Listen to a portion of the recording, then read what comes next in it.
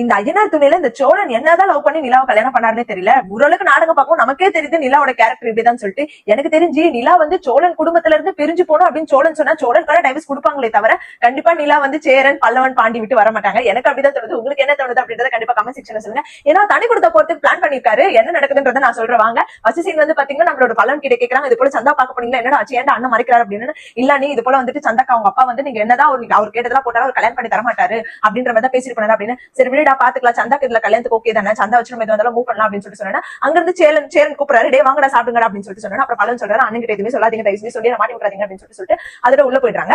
அடுத்த சீன் வந்து நிலாவோட அவங்க அப்பா வந்து சோழன் கூட்டு போறாரு. அவர் வந்துட்டு என் பொண்ணு இந்த மாதிரி எவ்வளவு வசதியா வாழ்ந்த பொண்ணு, என் பொண்ணு நீங்க எப்படி வச்சிருக்கீங்க, நான் ஒரு பிளாட் வாங்கி தரேன், அங்க போயிட்டு எல்லாத்தையும் வாங்கி போடுறேன், நீங்க இது பண்ணுங்க அப்படி இப்படின்னு சொல்லிட்டு எல்லாத்தையுமே சொல்றாரு. சோழனுக்கு வந்து அந்த டைம்ல யோசிக்க தோணுது, என்ன தோணுதா, ஓகே நான் அவர் சொல்றது கரெக்ட் தானே, நிலா எவ்வளவு வசதியா வாழ்ந்தவ அப்படின்னு சொல்லிட்டு யோசிக்கிறாரு. அவங்க அப்பா அப்படி இப்படின்னு அதாவது சும்மாவே மட்ட தட்டி பேசுறாரு, அந்த மாதிரி அப்படி இப்படி மட்ட தட்டி பேசிக்கிறாரு. பேசுற பிறகு சோழன் அதோட யோசிச்சுட்டே வீட்டுக்கு வராரு. அடுத்த சீன் வந்து பாத்தீங்கன்னா பல்லவன் வந்து காலேஜ் என்ன பண்ண போறோம் அப்படின்னு சொல்லிட்டு டிஸ்கஸ் பண்ணிட்டு இருக்காரு. இது போல டிஎன்பிஎஸ்சி ஒரு எக்ஸாம் எழுத போறா அப்படின்னு சொல்லிட்டு அவங்க அண்ணா அண்ணி எல்லாமே கங்க்ராச்சுலேஷன் சொல்றாங்க.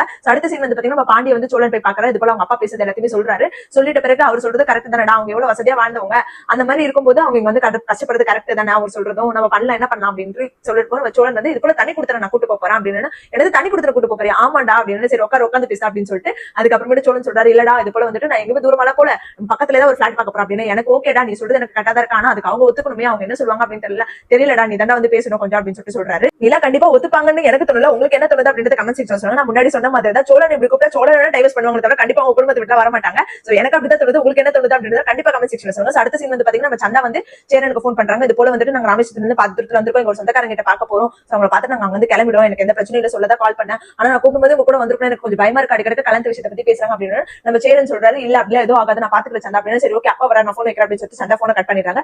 அடுத்த சீன் வந்து பாத்தீங்கன்னா வானதி கட்டுறாங்க. வானதி வந்து பாண்டிய பார்க்க வராங்க. பாண்டி ரொம்ப டயர்டா வராங்க. பாண்டி பார்த்து என்ன சொல்றது, அப்ப இதெல்லாம் வாங்கிட்டு அப்படின்னு. இல்ல பாண்டி வேணாம் அப்படின்னு சொன்னா, நீ வேலையை முடியும் ஒன்னா போய் சாப்பிடலாம் அப்படின்னு சொல்லிட்டு சொன்னாரு. சரி ஓகே போய் சாப்பிடலாம் அப்படின்னு சொல்லிட்டு அப்படி வானதி யோசிச்சுட்டு இருக்காங்க சோகமா. பாண்டி கேட்கற என்ன ரொம்ப ஆழ்ந்த யோசனையில இருக்கு அப்படின்னு. அது பண்ணி வானதி சொல்றாங்க, இல்ல பாண்டி நான் கடை எடுத்து போடுற விஷயம் தனியா போடுறேன், இது கரெக்டா இல்லன்னு எனக்கு தோணல அப்படின்னு சொல்லிட்டு குண்டு தூக்கி போடுறாங்க.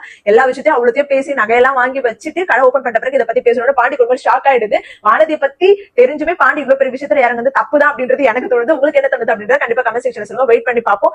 நிறைய ட்விஸ்ட் இருக்கு. இவர் வந்து தண்ணி கொடுத்துற போறேன்னு சொல்லிட்டு சொல்றாரு. நம்மளோட சோழன் நிலா கூட்டிட்டு ஒரு பக்கம் பாத்தீங்கன்னா நம்ம சேரனுக்கு வந்து யாரோட கல்யாணம் ஆக போகுதுன்னு தெரியல, ஒரு பக்கம் பாத்தீங்கன்னா நம்ம வானதி இந்த மாதிரி பேசுறாங்க. இது எங்க கொண்டு போய் முடிக்க போறாங்கன்னு தெரியல. வெயிட் பண்ணி பார்ப்போம். இந்த மாதிரி ஒரு கண்டிப்பா சப்ஸ்கிரைப் பண்ணிக்கோங்க.